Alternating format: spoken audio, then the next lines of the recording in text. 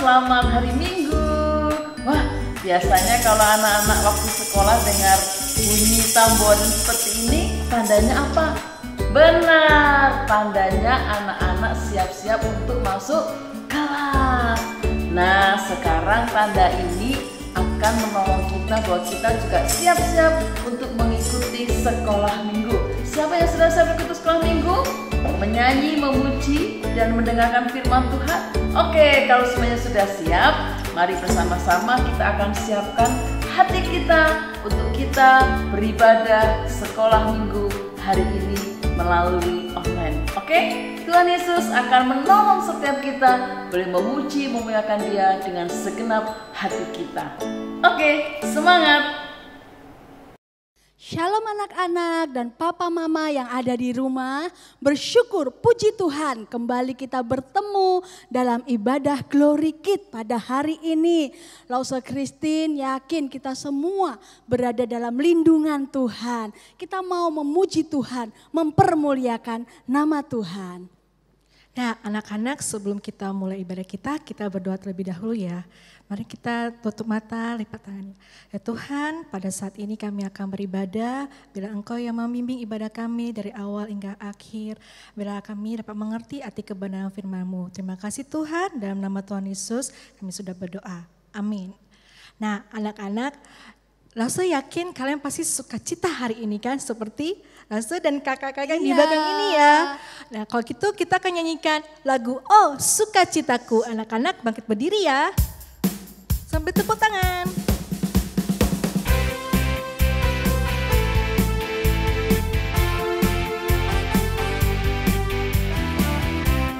Oh sukacitaku. Oh sukacitaku, pam pam pam pam, sejak ku jumpa Yesusku. Oh sukacitaku, pam pam pam pam, ku temukan juru selamat. Dia mengasihi aku, bahkan mati bagiku. Sukacitaku kini penuh. Oh sukacitaku. Oh sukacitaku, pam pam pam pam, sejak ku jumpa Yesusku. Oh sukacitaku, pam pam pam pam, ku temukan juru selamat. Dia mengasihi aku, bahkan mati bagiku. Sukacitaku kini penuh, padanya ku berharap. Padanya ku berserah, pada Yesus Allah yang hidup. Padanya ku berharap, padanya ku berserah, Engkau sumber kehidupanku.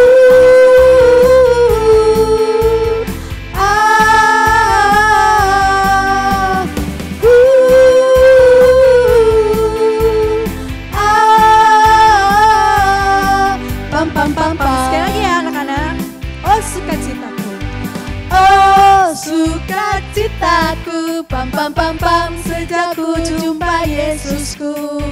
Oh sukacitaku, pam pam pam pam, ku temukan juru selamat. Dia mengasihi aku, bahkan mati bagiku. Sukacitaku kini penuh, padanya ku berharap.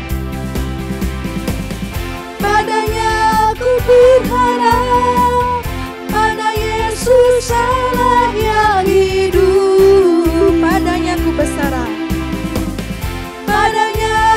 berserah, Engkau sungai kehidupanku.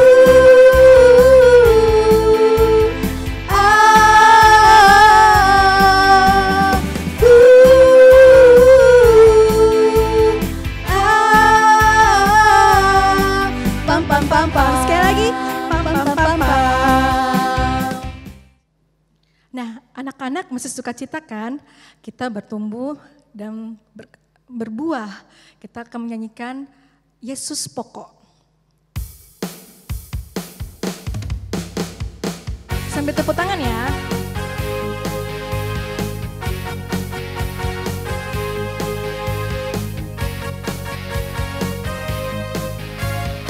Yesus Pokok. Yesus pokok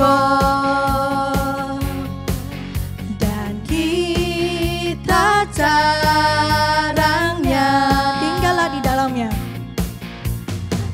tinggallah di dalamnya, oh oh tinggallah di dalamnya, oh oh tinggallah di dalamnya, pasti kau berbuah. Yesus cintaku, ku cinta kau.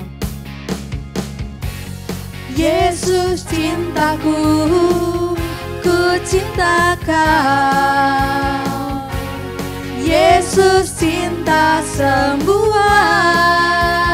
Ye ye ye ye. Yesus cintaku, ku cinta kau. Tinggallah di dalamnya, oh oh tinggallah di dalamnya. Oh oh tinggallah di dalamnya, pastikan berbuah. Yesus pokok. Yesus pokok dan kita carangnya, tinggallah di dalamnya, oh oh tinggallah di dalamnya. Oh oh tinggallah di dalamnya, pastikan berbuah. Yesus cintaku, ku cinta kau. Yesus cintaku, ku cinta kau. Yesus cinta semua. Ye ye ye ye. Yesus cintaku, ku cinta kau. Tinggallah di dalamnya, oh oh tinggallah di dalamnya. Oh oh tinggallah di dalamnya, pastikan berbuah. Tinggallah di dalamnya. Tinggallah di dalamnya, oh oh tinggallah di dalamnya. Oh oh tinggallah di dalamnya, pastikan berbuah. Puji Tuhan, tinggal di dalam Tuhan dan kita akan berbuah. Untuk bisa berbuah, kita harus dengar-dengaran suara Tuhan. Kita masih mau lanjutkan pujian kita. Dengar, Dia panggil nama saya. Ayo kita naikkan pujian ini lebih semangat dengan sukacita.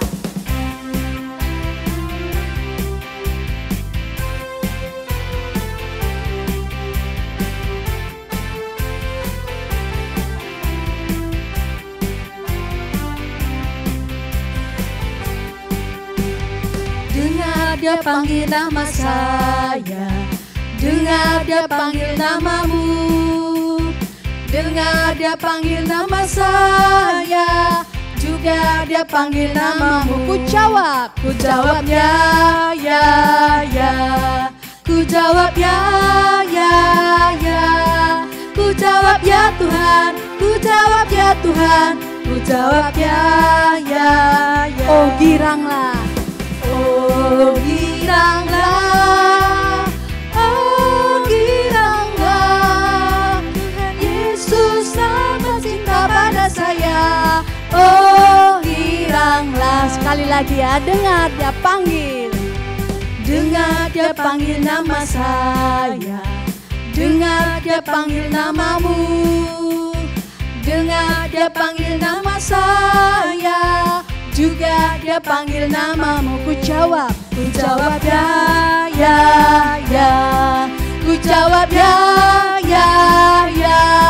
Ku jawab ya Tuhan, ku jawab ya Tuhan, ku jawab ya, ya. Oh giranglah, oh giranglah, oh giranglah.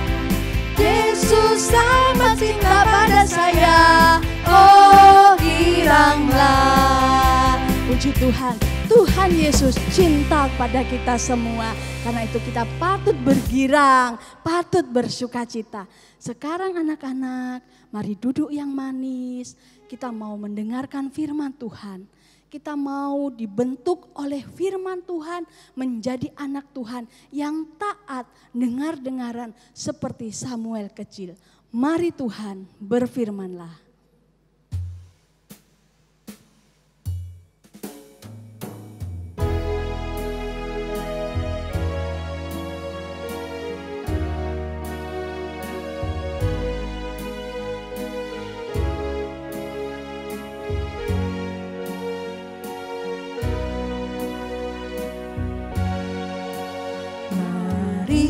Tuhan berfirman-Lah, hati kami telah siap Kau bentuk, jadikan kami seperti Samuel kecil yang taat dengar-dengaran. Mari Tuhan berfirman-Lah. Mari Tuhan berfirman-Lah, hati kami telah siap terbentuk, jadikan kami seperti Samuel kecil yang taat dengar-dengar. Lebih sungguh-sungguh lagi kita naikkan pujian ini. Mari Tuhan berfirman-Lah, hati kami telah siap Kau bentuk, jadikan kami seperti Samuel kecil yang taat dengar-dengaran. Yang taat dengar-dengaran. Yang taat dengar-dengaran. Mari kita tundukkan kepala kita berdoa. Tuhan Yesus, kami mau belajar firman-Mu. Kami mau menjadi anak Tuhan yang taat dengar-dengaran. Tuhan tolong setiap kami supaya bisa konsentrasi, fokus, mendengarkan firman Tuhan. Berkati Lause yang akan menyampaikan firman-Mu.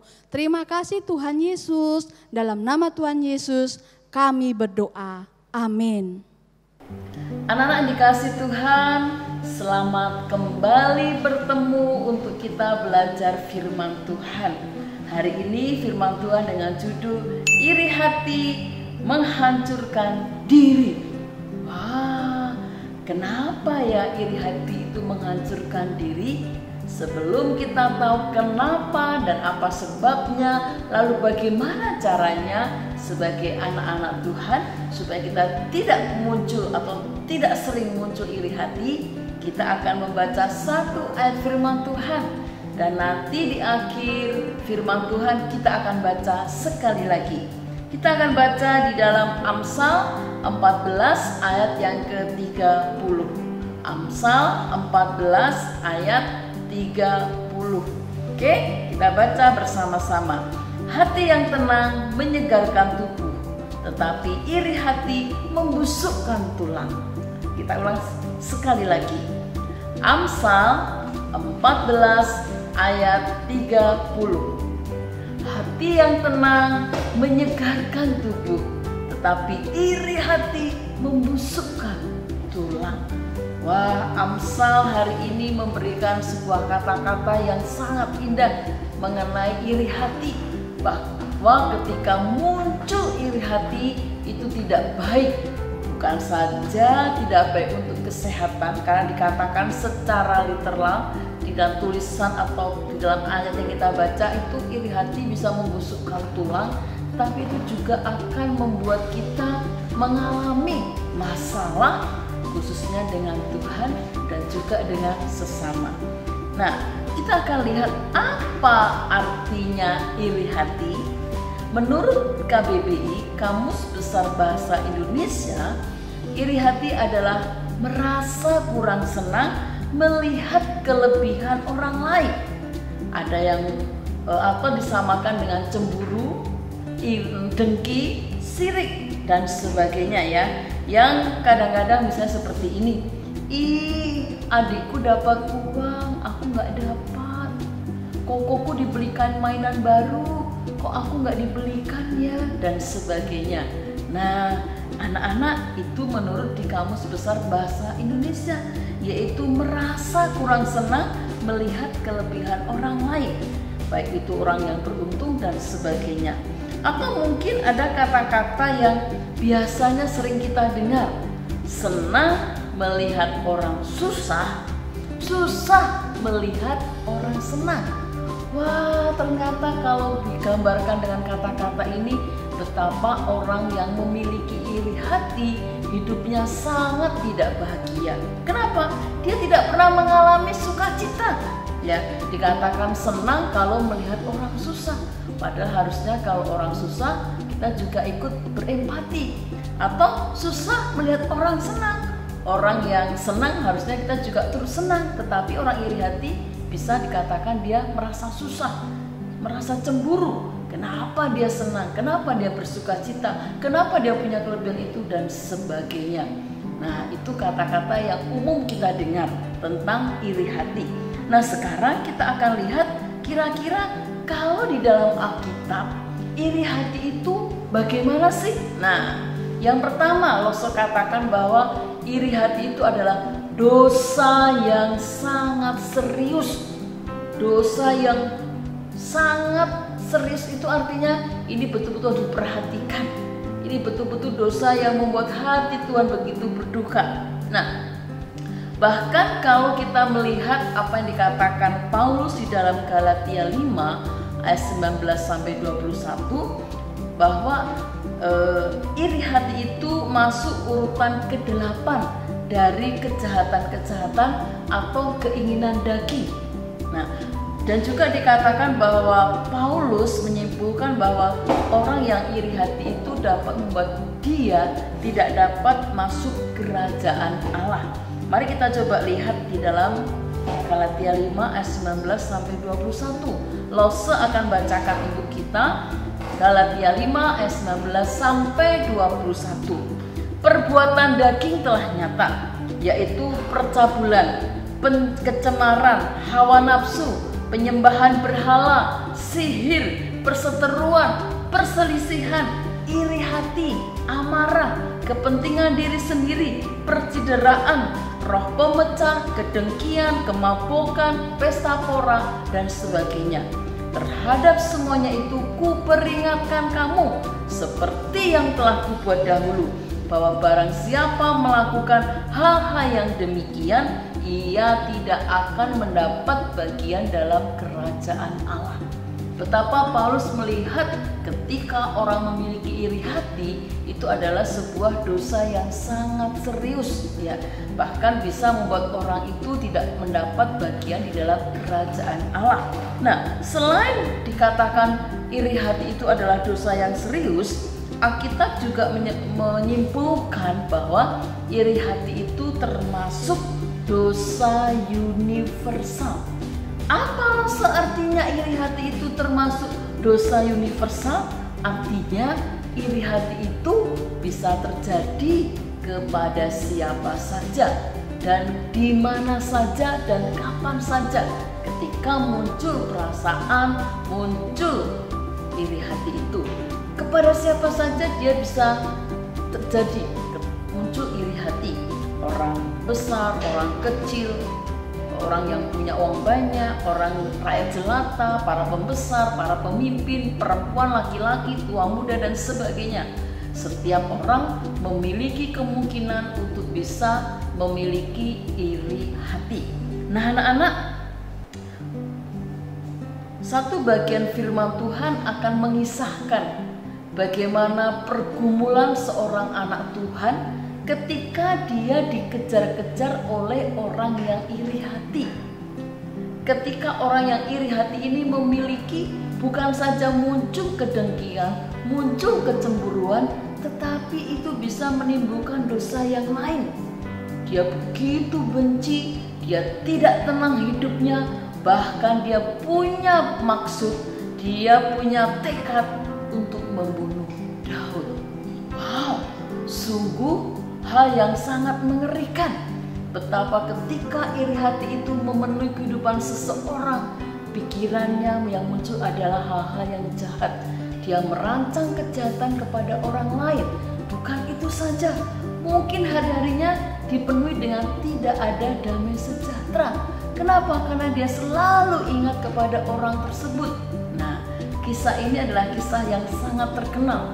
Dan bagaimana Daud akhirnya bisa melewati hal itu. Bagaimana menghadapi orang yang begitu iri hati, yang begitu cemburu akan apa yang Allah perbuat terhadap Daud. Kita akan membuka atau menyimak di dalam 1 Samuel 18 ayat yang ke-7 ya. 1 Samuel 18 ayat yang ke-7 ya, ke-7. Nah, seperti ini saya bacakan.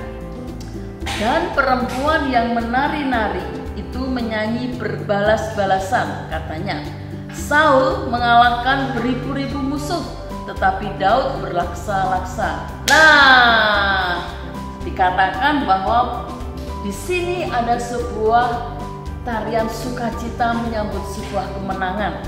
Dikatakan bahwa Saul mengalahkan beribu-ribu musuh, tetapi Daud berlaksa-laksa. Nah, dikatakan beribu-ribu itu masih kalah jumlah dengan berlaksa-laksa. Itu lebih lagi dari ribuan. Nah, jadi puji-pujian perempuan-perempuan di Israel pada waktu itu adalah menggambarkan kemenangan yang Daud peroleh yang dari Tuhan ketika dia berhasil mengalahkan orang Filistin dan juga tentara Filistin yang sangat hebat, sangat kuat. Betapa Daud mendapatkan pujian yang luar biasa. Nah, sebagai seorang raja, hal ini menimbulkan sebuah masalah bagi Raja Saul. Dia tidak terima ketika orang memuji Daud lebih daripada dia. Padahal kenyataannya adalah memang Daud mengerjakan hal itu. Anak-anak, kita lihat ketika Raja Saul, seorang pemimpin Israel, dia yang dipilih oleh rakyat Israel menjadi raja, dan ketika muncul iri hatinya kepada orang yang sebenarnya tidak sebanding dengan dia, seorang anak muda dari rakyatnya yaitu Daud, tetapi hal itu menimbulkan sebuah iri hati yang luar biasa. Nah anak-anak, kita akan melihat secara detail kisah daripada Raja Saul dan juga Daud ini, sehingga kenapa Saul ini muncul rasa iri hati kepada Daud. Mari kita akan simak bersama-sama video berikut ini. Simak baik-baik ya. Dan ini diambil daripada fakta Alkitab mengenai Saul, raja pertama Israel, dan bagaimana relasinya dengan Daud. Mari kita saksikan. Dalam pemerintahannya, Israel memiliki musuh yang gagah perkasa dari Filistin yang bernama Goliat. Kebanyakan dari tentara Israel takut untuk melawan Goliat saat berperang dengan Filistin. Hingga suatu ketika seorang anak dari Isai yang bernama Daud datang pada Saul untuk menawarkan diri maju melawan Goliat. Daud berperang melawan Goliat dengan nama Tuhan dan berhasil mengalahkan Goliat. Pada awalnya, Raja Saul kagum atas keberanian Daud melawan Goliat. Namun karena orang Israel lebih memuji-muji Daud dibanding Saul, dengan mengatakan Saul mengalahkan beribu-ribu musuh, tetapi Daud berlaksa-laksa. Hal tersebut membangkitkan amarah Saul. Sejak saat itu, hatinya tersulut amarah sehingga benci dan iri pada Daud. Saul bertekad untuk membunuh Daud karena telah dikuasai oleh iri hati. Bahkan ia menyatakan keinginannya secara terbuka. 1 Samuel 18 ayat 9-10 menulis upaya pembunuhan pertama Saul terhadap Daud.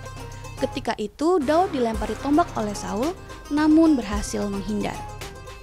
Ketika iri hati dan amarah menguasai, maka fokus Raja Saul sekarang hanya satu, yaitu melenyapkan Daud. Berikutnya, Saul menjadikan Daud sebagai tangan kanannya untuk berperang melawan musuh. Tetapi di balik itu semua, ada rencana jahat Saul. Ia berharap Daud mati di medan pertempuran. Dan dengan demikian, ia tidak harus membunuh Daud dengan tangannya sendiri. Namun sebaliknya, Daud selalu menang dalam pertempuran. Yonatan, anak Saul, yang merupakan sahabat setia Daud, mengikat perjanjian dengan Daud. Ketika Yonatan berusaha membela Daud, ia malah dikutuk dan dimarahi ayahnya dengan kasar. 1 Samuel 20 ayat 30. Ketika Yonatan bertanya kepada ayahnya mengapa Daud harus dibunuh, ayahnya justru melemparkan tombak untuk membunuhnya. 1 Samuel 20 ayat 33. Iri hati sungguh membutakan nurani Saul terhadap anaknya sendiri. Meskipun Yonatan berhasil mengelak, namun hatinya begitu sedih karena sang ayah ingin mencelakainya. Untuk menyelamatkan sahabat karibnya, maka Yonatan meminta Daud melarikan diri. Saul melanjutkan pengejarannya dengan memburu Daud ke padang gurun En-Gedi. 1 Samuel 24 ayat 1. Dalam pengejarannya itu, Saul masuk ke dalam sebuah gua di mana Daud dan orang-orangnya ada di belakang gua tersebut. Saul masuk karena ingin buang air. Saat itu, orang-orang setia Daud mendesak agar ia membunuh Saul. Namun apa yang Daud lakukan bertentangan dengan niat Saul padanya. Daud hanya memotong punca jubah Saul dan tidak membunuh Saul. Daud tidak mau mengangkat tangannya melawan orang yang telah diurapi Tuhan. Inilah salah satu cara Daud menghormati Allah dengan memberikan penghormatan kepada orang yang mewakili Allah.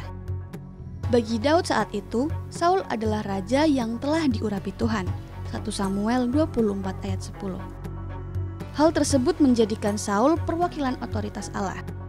Bagian Alkitab selanjutnya menunjukkan penyertaan Allah hingga akhirnya Daud menjadi raja. Berbeda dengan Saul yang kisah hidupnya berakhir tragis dengan bunuh diri. Iri hati membutakan hati nurani Saul hingga beberapa kali melakukan pencobaan pembunuhan. Sama halnya dengan Kain yang iri terhadap Habel hingga rela membunuh adiknya. Firman Tuhan sangat jelas mengingatkan orang percaya agar tidak dikuasai oleh iri hati. Nah anak-anak, setelah kita menyaksikan video tadi, kita bisa melihat bagaimana kehidupan seorang raja Israel, yaitu raja yang pertama, Raja Saul, begitu bergumul dengan iri hatinya. Bahkan dia bertekad mencari Daud, mengejar Daud. Bahkan ketika Daud bersembunyi, baik di En-Gedi, di padang gurun Zif, dan semua tempat yang menjadi tempat pelarian Daud, Saul terus-menerus mencari dan berusaha menangkap Daud dan berusaha membunuh Daud. Meskipun Daud dan Yonatan anaknya memiliki persahabatan yang erat, namun Saul menetapkan hatinya berikhtiar untuk membunuh Daud. Wah, ternyata ketika iri hati merasuki seseorang, akibatnya luar biasa. Muncullah dan timbullah keinginan untuk membinasakan orang lain. Anak dikasih Tuhan, kita lihat di sini Daud ternyata memiliki sikap yang berbeda. Kalau Raja Saul tadi tidak bisa menaklukkan iri hatinya, Daud dengan hikmat Tuhan bisa melewati sebuah masa dan kesempatan bagi dia sebenarnya untuk membalas iri hatinya Raja Saul. Ketika Raja Saul mengejar Daud dan ada kesempatan Daud untuk bertemu secara dekat dengan Saul, bahkan ada kesempatan untuk membalas dendam kepada Raja Saul yang begitu benci, begitu iri hati kepada Daud. Kita lihat sikap Daud. Lalu saya akan baca di dalam 1 Samuel 24 ayat yang ke-6. 1 Samuel 24 ayat yang ke-6 demikian. Lalu berkatalah ia kepada orang-orangnya. Ini perkataan Daud kepada orang-orang yang bersama dengan dia. Dijauhkan Tuhanlah kiranya daripadaku untuk melakukan hal yang demikian kepada tuanku, kepada orang yang diurapi Tuhan, yakni menjamah dia, sebab dialah orang yang diurapi Tuhan. Ini adalah sebuah perkataan Daud ketika ada kesempatan Daud di NGD dan juga di Padang Gurun Sib, bagaimana dia hanya dengan jarak yang sangat dekat, dia sebenarnya memiliki kesempatan untuk membunuh Saul. Tetapi dia tidak melakukan. Dia memang memotong ujung jubah daripada Raja Saul. Ya, itu juga atas dorongan, atas saran daripada teman-teman yang bersama dengan dia. Namun Daud memegang sebuah prinsip bahwa Raja Saul adalah orang yang diurapi oleh Tuhan, dan Daud tidak berhak untuk melenyapkan Raja Saul. Sungguh sebuah sikap yang tidak mudah, di mana Daud yang sehari-hari dikejar oleh Raja Saul dan ada kesempatan untuk membunuh Raja Saul, tetapi Daud tidak mengambil kesempatan itu. Dia memiliki kemenangan atas sikap iri hati daripada Raja Saul. Daud tidak mau ditaklukkan oleh sikap atau dosa iri hati, namun dia bisa berhasil melewatinya. Dia bisa menghadapi Raja Saul yang penuh dengan iri hati dengan tetap menyerahkan Raja Saul kepada Tuhan, karena dia katakan dia adalah orang yang diurapi oleh Tuhan dan Daud tidak berhak untuk mencabut nyawanya. Anak-anak, siapakah di antara kita yang bisa bersikap seperti Daud? Ketika ada orang iri hati kepada kita, bagaimana sikap kita? Apakah kita membalas, kita mendoakan, kemudian kita mungkin berbuat baik kepada dia lagi? Nah, jawab masing-masing, doakan. Jika sekarang kita bukan sebagai orang yang berhadapan dengan orang yang iri hati kepada dia, atau kita sekarang muncul rasa iri hati kepada orang lain, ingat bahwa jangan lama-lama kita menyimpannya. Nah, anak-anak, hari ini kita akan melihat sebuah ayat di dalam Mazmur 148 ayat 8 sampai 10. Ini adalah sebuah mazmur yang Daud katakan seperti ini. Tetapi kepadamulah ya Allah Tuhanku, mataku tertuju. Padamulah aku berlindung, jangan campakkan aku. Lindungilah aku terhadap katupan jerat yang mereka pasang terhadap aku, dan dari perangkap orang-orang yang melakukan kejahatan. Orang-orang fasik akan jatuh serentak ke dalam jalan mereka, tetapi aku melangkah lalu. Daud memiliki sebuah keyakinan yang pasti di dalam Tuhan, bahwa Tuhan yang dia sembah, Tuhan yang tidak pernah meninggalkan Daud. Dia percaya ketika ada orang-orang yang memiliki maksud jahat terhadap dia, iri hati kepada Daud, Daud tahu dia cukup mencari Allah dan berlindung di dalam kekuatan dan penyertaan Tuhan. Itu adalah jawaban Daud. Nah, anak-anak dikasih Tuhan, biarlah pada pagi hari ini kita bersama-sama belajar akan hal ini, bahwa kekuatan kita adalah di dalam Tuhan. Lose akan bacakan dan menyebutkan beberapa hal yang menolong kita jika saat ini mungkin muncul perasaan iri hati. Bisa jadi secara tidak sengaja kita muncul iri hati, atau mungkin spontan muncul perasaan iri hati, dan mungkin kita tidak menyadari bahwa kita mulai iri hati. Nah, 3 hal ini anak-anak perlu ingat. Ya, kalau kita pernah berbuat iri hati atau saat ini sedang diliputi dengan iri hati, datang kepada Tuhan. Ada 3 hal yang akan kita perhatikan. Mari kita akan simak ya. Nah, Lose akan sebut obat iri hati. Nah, biasanya kalau obat itu dari dokter ya. Nah, obat ini adalah dari apa yang kita simpulkan dari firman Tuhan hari ini ketika kita sedang menghadapi iri hati. Jadi ini seperti semacam sakit ya, makanya ada obatnya. Karena tadi Lose sudah sampaikan ketika iri hati hinggap atau memenuhi seseorang, apapun dalam pikirannya, dalam hatinya, dalam hidupnya hanya satu, yaitu dia berusaha untuk membinasakan orang lain. Nah, hal yang pertama yaitu berhenti membandingkan diri dengan orang lain. Raja Saul tidak berhasil untuk melewati fase ini. Dia dibakar dengan api cemburu dan iri hati yang luar biasa ketika orang membandingkan dirinya dengan kemenangan yang diperoleh Daud. Kalau dia misalnya tahu bahwa kemenangan itu asalnya daripada Tuhan, harusnya dia tidak muncul sikap iri hatinya. Sedangkan Daud dengan rendah hati mengatakan bahwa aku datang demi nama Tuhan. Nah, anak kasih Tuhan, jika saat ini timbul rasa iri hati dalam dirimu, berhenti untuk membandingkan diri kita dengan orang lain.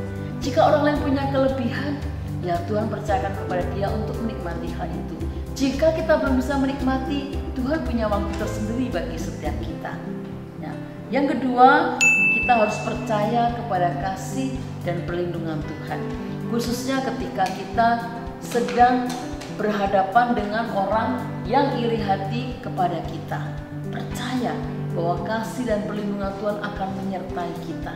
Dan kita cukup mendoakan orang tersebut supaya dia bisa menang melawan dosa iri hati.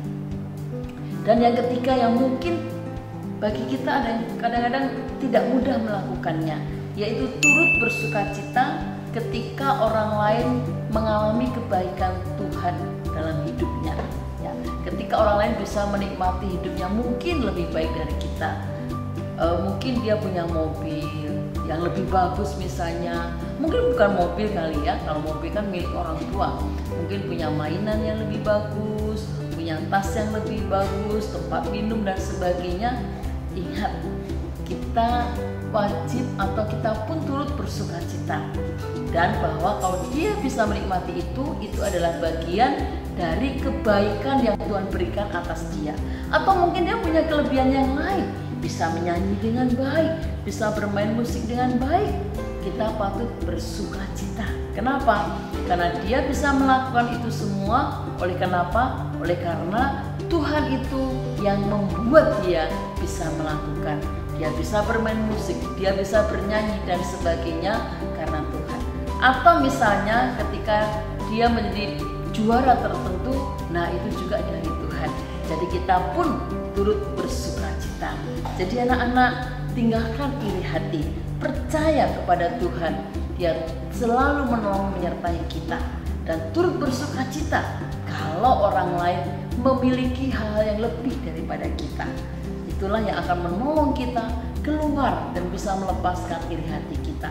Karena Allah yang kita sembah tidak suka dan tidak berkenan jika kita menyimpan rasa iri hati.